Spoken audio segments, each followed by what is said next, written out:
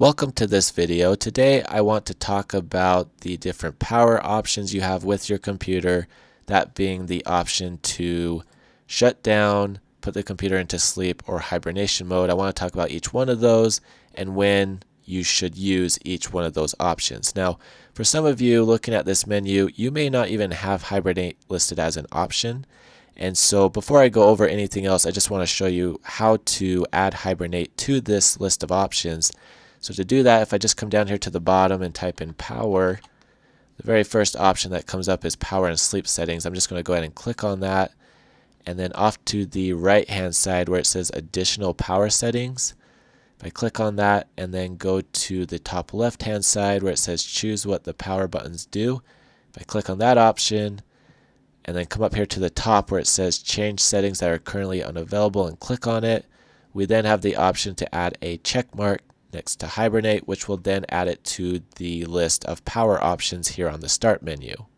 Now before we can talk about when to use each power option, we need to talk about what each power option actually does. And so obviously shutting the computer down does just that. It turns the computer completely off. However, it is still important to note that even when the computer is completely shut down, it is still drawing very minimal, very small amount of power.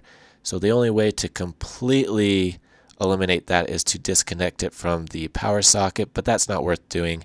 Again, it's very minimal as far as the power that it is drawing on shutdown mode.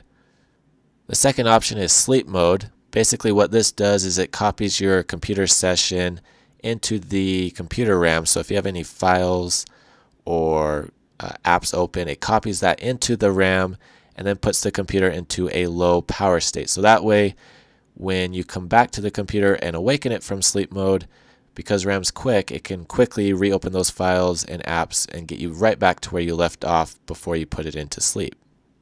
Now hibernation or hibernate mode is similar in the sense that it copies the session, but instead of copying it to RAM, it copies it to your boot drive and then puts the computer into an even lower power state than sleep. In fact, it's so low it's pretty close to when the computer's completely powered off. So next comes up the question as to when to use each one of those options, shut down, sleep, or hibernate. And also people want to know, do one of those have more wear and tear on your computer than others? Which one should you use to add to longevity of your computer? So the basic rule of thumb that I would recommend is I would not turn the computer on and off more than once a day maximum. If you're going to be away from the computer for just a short time, I would use sleep mode because it's minimizing the amount of power that the computer is using, but it also lets you get back into your session very quickly because it's copying it to your RAM. If you're going to be away from the computer more than an hour or two, I would definitely use Hibernate. In fact, if you use an SSD as your boot drive, hibernation or hibernate mode isn't much slower than sleep because SSDs are quicker than just regular hard drives.